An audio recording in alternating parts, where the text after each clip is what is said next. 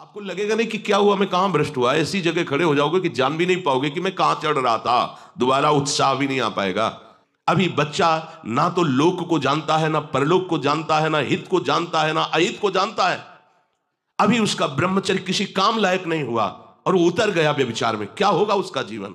अगर आप वाणी में संयम में रहते हैं ना, वो और भजन करते हैं और सत्य बोलते हैं, तो आप जो बोलेंगे वही होगा। श्रवणेंद्री से गंदी बातें सुने, वाणी से गंदी बातें बोले, रसेंद्री से गंदा भोजन करें और सोचे ब्रह्मचर्य रह जाएंगे, तो बिल्कुल नहीं, कदापि नहीं। ब्रह्मचर्य कोई खिलवाड़ नहीं है।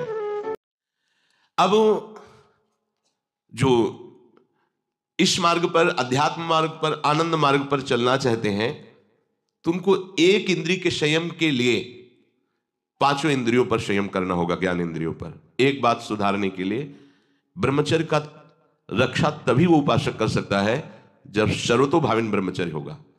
एक जनेन्द्रीय के ही ब्रह्मचर्य की पुष्टता का जब आप लक्ष्य कर लोगे, तो उसकी पुष्टता के लिए आपको सर्वतोभाविन ब्रह्मचर्य धारण करना पड़ेगा। सर्वतोभाविन नेत्र का ब्रह्मचर्य, जो नेत्र किसी को भी देखकर भोग कामना कर लेते हैं, भोग बुद्धि से देखते हैं वस्तु को, व्यक्ति को, किसी को भी, ये नेत्र से व्यभिचार हो रहा है।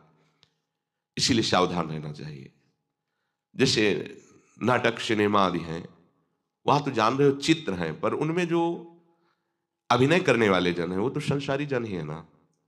उनका पहनावा, ओढ़ावा, हाव भाव, अंग प्रत्यंग, अगर आप भगवत भाव से युक्त है तो संपूर्ण सृष्टि में कहीं भी दृष्टि जाए अपने प्रभु की भावना होती है। पर वहां तक पहुंचने के लिए आपको त्यागना होगा ना। आप किसी का अनुकरण न करें, आप अपनी स्थिति को देखें। अगर आप किसी का अनुकरण करते हैं कि हमने उनको देखा है, वो टीवी देख रहे हैं, तो टीवी में क्या देख रहे हैं, कहाँ स्थिति है, हमें क्या पता। हमको जहां पहुंचना है उसके लिए हमारे लिए बाधक है, हमें नहीं देखना है।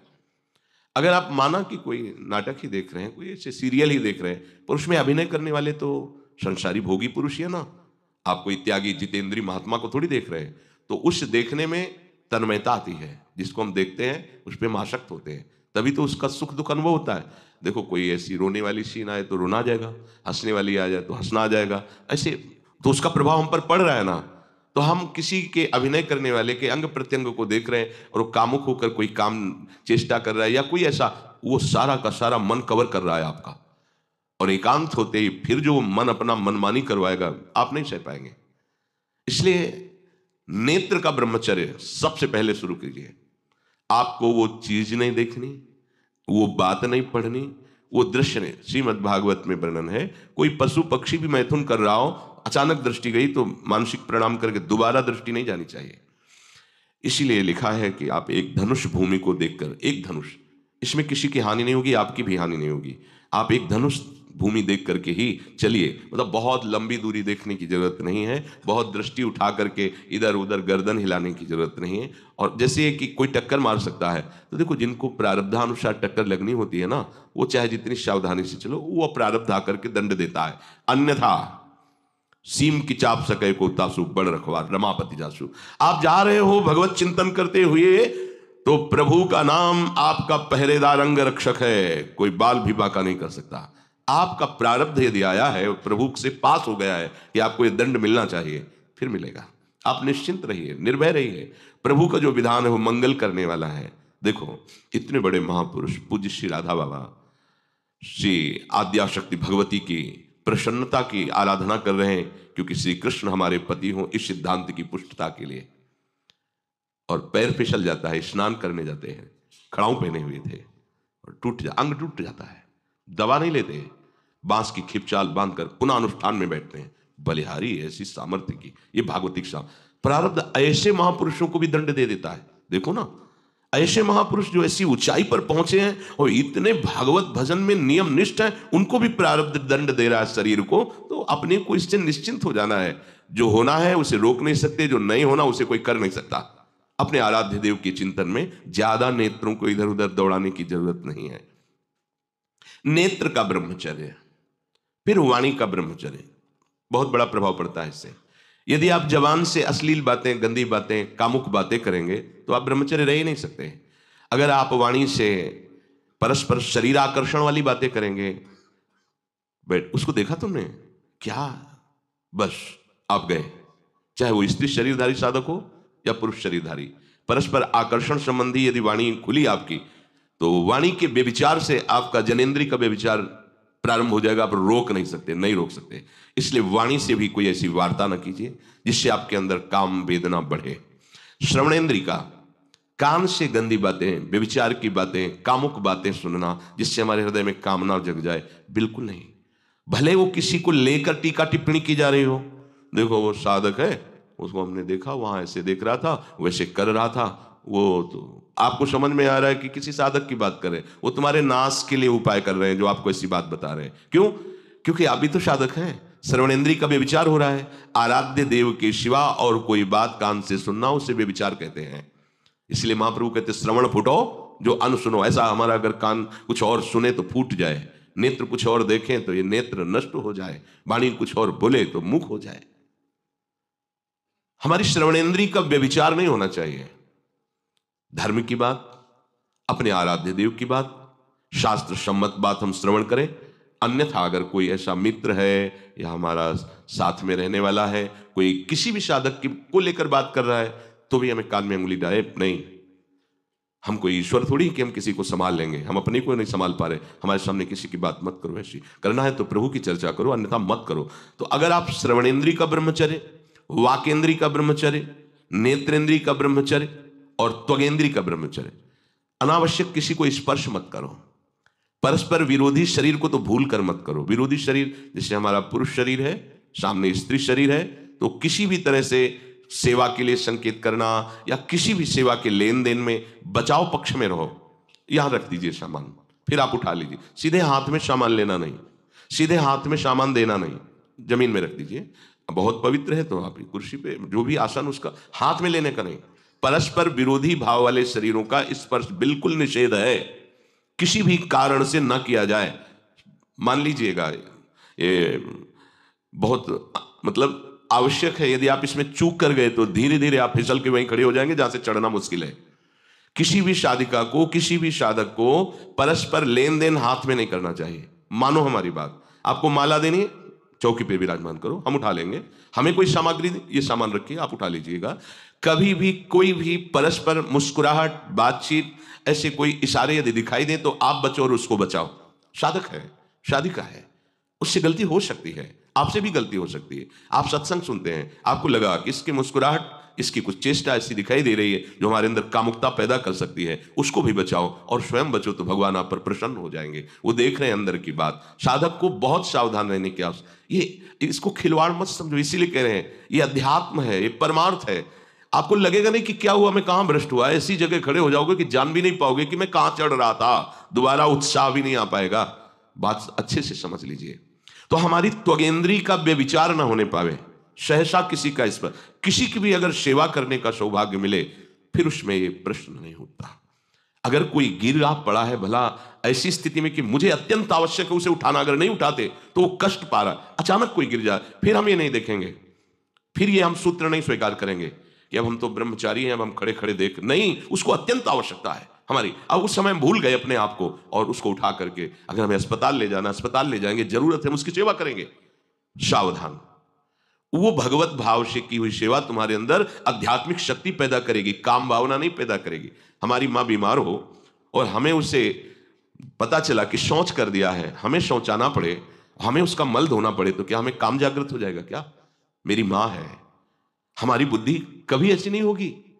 आपका पिता है, आप लड़की हो, कोई दूसरा रह नहीं गया और वो बीमार है, आपको ऐसी क्या काम जागृत हो जाएगा? क्या अगर ऐसी सेवा में काम जागृत होता तो कोई नर्स ही अस्पताल में नहीं होती। हर सेवा उसको करनी होती है, नर्स को, चाहे वो स्त्री शरीर हो चाहे पुरुष शरीर हो, परस्पर विरोधी शरीरों की सेवा, पर कहीं काम थोड़ी जागृत होता है, क्योंकि उसको अपने सेवा धर्म से मतलब है। तो ये सेवा के समय इस सूत्र को न देखा जाए, पर ध्यान रखें, अत्यंत आवश्यक जहां आपके सिवा नहीं हो सकता, वहां अगर हमें ऐसा अवसर मिलता है कि सेवा उसे हो सकती है, तो हम पहले उसे प्रेरित करेंगे। और अगर ऐसा है कि अब कोई नहीं है, फिर हमारा परम धर्म जागृत हो जाता है, परहित का। अगर हमारा कोई निंदा भी करे, कोई शरीर की भी हानि हो जाए, अब हम परवाह नहीं करते। परहित सरिस धर्म नहीं भाई, इससे बड़ा कोई धर्म नहीं है। पर ध्यान रखें, भगवान को साक्षी करके ये उस समय की बात है जहां बिल्कुल कोई अब गुंजाइश नहीं रह गई है। त्वगेंद्री को ऐसे सहसा किसी आप पुरुष शरीरधारी पुरुष को भी सहसा इससे आप में शक्ति जागृत होगी। यदि आप वाणी को मौन रखते हैं और भगवान नाम जप करते हैं और सत्य बोलते हैं तो आप जब कभी जो कुछ भी बोलेंगे वैसा ही सत्य होगा। गांधारी जी ने कोई तप नहीं किया था। जब सुना कि मेरा ब्याह धृतराष्ट्र से हो रहा है जो बाह्य नेत्र रहित है, उसी समय पट्टी बांध ली कि जब मेरा पति संसार को नहीं देख सकता तो मैं भी संसार को नहीं देखूं। जब मेरा पति मेरे रूप को नहीं देख सकता तो मैं भी किसी के रूप को नहीं देख, पट्टी बांध ली थी। जब महाभारत का युद्ध चल रहा था, बड़े बड़े वीरों को मार गिराया जा रहा था, गांधारी ने दुर्योधन से कहा, सुन, मुझे पता है कि भीम की गदा को तो झेल नहीं पाएगा, क्योंकि सबसे बड़ी बात भगवान का वरद हस्त उनके ऊपर है। दूसरी बात वो पवन पुत्र है, वो जब अपने आवेश में आ जाएगा तो तेरी सामर्थ्य नहीं कि उसकी गदा के प्रहार को तू सह सके, पर मैं तुझे शक्ति प्रदान करूंगी। मैं एक पतिव्रता हूं, आज तक कभी पति का वरण करने के बाद कुछ देखा नहीं है। मैं अपने नेत्रों की पट्टी खोलूंगी, तू नग्न होकर मेरे सामने आ जाना। मेरी दृष्टि पड़ते ही वज्र का शरीर तेरा हो जाएगा। किसी की सामर्थ्य नहीं कि तेरे उस अंगों को तोड़ सके। भगवान सब कुछ जानने वाले हैं। भगवान भक्त पक्षपाती होते। भगवान का स्वभाव भक्त का पक्षपात लेना होता है। वो अपने महल से कॉरिडोर से जा रहा था गांधारी जी के पास, भगवान आ गए झट से, तो तुरंत उसने हाथ ऐसे लगा लिया। मुझे शर्म आनी चाहिए यार, तो हस्तिनापुर के सम्राट पद पर अभिषिक्त होने के लिए तैयारी कर रहा है, नंगे घूम रहा है गली में। उसने कहा, गली में नहीं, माँ के सामने जा रहा है। अरे कोई बच्चा है, ऐसे जाया जाता है माँ के सामने? उसने कहा, माँ ने कहा है कि हम पट्टी खोलकर तुम्हें देख लेंगे तो तुम्हारा शरीर वज्र का। चलो माना, माँ की आज्ञा का पालन करो, थोड़ा इन अंगों को तो ढक लो, तुम तो बड़े हो, कोई बच्चे थोड़ी माँ के सामने ऐसे चले जाओगे, ढकना चाहिए तुम्हें। वापस कर दिया। वो यहाँ ऐसे पत्तों से ढका, वस्त्र नहीं पहना, माँ की आज्ञा ऐसे पत्ते से ऐसे कमर से ऐसे ढक लिया, पीछे आगे ऐसे। गांधारी जी ने पट्टी खोली और जे ही देखा पूरा शरीर वज्र का हो। तो ये क्या किया तूने, कमर में क्यों बांध लिया? बोले शर्म लगती थी। कैसे आपके? बोले यहीं से मारा जाएगा। भीम की गदा का प्रहार तेरी इसी जंघा और कमर को तोड़ देगा, तेरी मृत्यु। मान गई, प्रभु के विधान के आगे किसी का बल काम नहीं करता। गांधारी, ये केवल आंख में पट्टी बांधने की सामर्थ्य थी कि मेरा पति यदि अंधा है तो मैं भी किसी रूप को नहीं देखूंगी। अगर आप वाणी में संयम में रहते हैं ना, वो और भजन करते हैं और सत्य बोलते हैं, तो आप जो बोलेंगे वही होगा। पर ऐसा कुछ अनर्थ वो बोलता ही नहीं, क्योंकि ऐसा संयमी जान जाता है कि इन सब का फल भगवत प्राप्ति है, किसी को कष्ट देना नहीं है। एक एक इंद्री का जब आप ब्रह्मचर्य संयम करोगे तब आपका वीर संयम होगा। ध्यान रखना, आप नेत्रेंद्री से गंदे चित्र देखें, श्रवणेंद्री से गंदी बातें सुने, वाणी से गंदी बातें बोलें, रसेंद्री से गंदा भोजन करें और सोचे ब्रह्मचर्य रह जाएंगे, तो बिल्कुल नहीं, कदापि नहीं। ब्रह्मचर्य कोई खिलवाड़ नहीं है। जो ये तो हुआ इंद्रियों का, फिर आता है अंतःकरण का ब्रह्मचर्य। हमारा मन काम की तरफ तभी जाता है जब उसको निज सुख नहीं मिलता। ध्यान रखना, सृष्टि में जितने भी दुर्गुण दुराचार होते हैं उनमें दो प्रधान होते हैं, एक काम भोग और एक धन, और सब छोटी मोटी बातें हैं। प्रायः जितने भी हिंसा होंगी, जितनी भी भयानक घटनाएं होंगी, भयानक युद्ध होगा, उन दो में अंतर्गत ही होगा, दो के अंतर्गत ही होगा। या उसका कहीं ना कहीं काम से संबंध, स्त्री संबंध से या धन संबंध से है। चाहे जो भी घटना हो उसको देख लेना, प्रधानता दो में ही होगा, कंचन और कामिनी। कीर्तिवान तो कोई बिरले ही होते हैं, तो वो तो बहुत आगे की बातें हैं। पर प्रायः जितने भी युद्ध हैं, जितनी भी हिंसा है, जितना भी भयानक कुकृत्य है, इन दो में ही होता है। उपासक को ये बात समझनी चाहिए, मन को समझाना चाहिए, सच्ची मानी। मतलब वाणी में शब्द नहीं होता इन बातों को बताने का, यदि कहीं मन को समझाना चाहिए। देखो, अपने लोग उपासक हैं, हम जहां जहां आसक्त हो रहे हैं उसमें हमारे मन का केवल भ्रम है। शरीर के द्वारों में कहीं सुख है, घृणित द्वारों में कहीं सुख है। अगर सुख होता तो इनके भोगने के बाद हृदय कह देता कि अब कछुनाथ न चाहिए मोरे, शांत हो जाता। फिर ऐसा क्यों होता है कि उसको एक जगह तृप्ति नहीं होती? क्योंकि वहां सुख है नहीं। फिर सोचता है शायद उसमें हो, उसमें हो, उसमें हो। पूरे के पूरे युग के युग व्यतीत हो गए, कल्प के कल्प व्यतीत हो गए भोगते हुए। क्या सुख मिला? क्या स्त्री शरीर सोचता है पुरुष शरीर में सुख है, पुरुष शरीर सोचता है स्त्री शरीर में सुख है, या आदि आदि। अगर सुख होता तो पूरे ब्रह्मांड में पशु पक्षी कीड़ा मकोड़ा सब मैथुन धर्म से युक्त हैं, ये सब सुखी हो जाते हैं ना। जो जितना भोगा सकते उतना ही दुखी है। देख लो, अशांत, क्लिष्ट, परेशान और पापाचरण युक्त। ये क्या है? मन को समझाइए। वैरागी भगवत मार्ग का पथिक मन के द्वारा ऑपरेशन करता है हर वस्तु का। ये सब, इसको ऐसा ना समझे कि बड़ी गुप्त बातें हैं। गुप्त बातें हैं प्रिया प्रीतम के दिव्य चिदानंदमय रहस्य की। ये गुप्त बातें नहीं, इनको समझो खोल करके। यदि आप किसी भी तरह से हस्तमैथुन आदि के द्वारा, गंदे दृश्य देख करके, गंदी क्रियाओं के द्वारा आप अपना नाश करते रहेंगे तो ना आप इस लोक में सुखी रहेंगे ना परलोक में। मान लीजिएगा, ये बातें ना तो कही जाती हैं और ना सुनी जाती हैं और ना समझी जाती हैं। इसीलिए हमारा बहुत ही आगे की पीढ़ी जो सनातन धर्मावलंबी, जो भागवत, हर देश से महान भारत देश को क्यों कहा गया? ऐसा भी है कि अन्य देश स्वीकार किया जाता है कि वो हमसे धनी है, स्वीकार किया जाता है कि वैज्ञानिक तत्वों में भी वो हमसे आगे हैं, पर भारत को महान धर्मशाली देश कहा गया है। कोई भी किसी भी देश का धर्मगुरु हो हमारे देश में आएगा और हमारी ऋषियों के सूत्रों से ही अपने धर्म को पुष्ट करेगा। साप का मूल जड़ भारत धर्म का है। कहीं भी हो, कहीं भी देख लो, चाहे जिस देश का नाम लो, कहीं ना कहीं किसी भारत के ब्रह्म ऋषि की छाप लेकर के डोल रहा है। भारत भोग प्रधान देश नहीं है, भारत धर्म प्रधान देश है। यहां धर्म गुरुओं के द्वारा धर्म स्थापना करके चलाया जाता है। यहां आज जो हम समझ रहे हैं कि बाहरी परिपाटी हमारे भारत में आ जाए तो भारत आधुनिक और सर्वश्रेष्ठ देश माना जाएगा, कभी नहीं। भारत अपनी परिपाटी से चलता है, तब सब देशों के ऊपर राज्य करता है। किसी भी देश में न पतिव्रता मिलेगी न यति मिलेगा, ब्रह्मचर्य का कहीं नामो निशान नहीं मिलेगा। ये भारत देश में ही मिलेगा। यहां ब्रह्मचारी मिलेंगे, यहां सती मिलेंगे, यहां प्राणपण से धर्म का पालन करने वाले मिलेंगे। अब हमारे जो नई पीढ़ी है वो आधुनिकता को स्वीकार कर रही। गर्लफ्रेंड, बॉयफ्रेंड, कौन सा रिलेशन है, लिव इन रिलेशन, ये हमारे कहीं किसी भी धर्म ग्रंथ में लिखा हो तो आप बता दीजिए।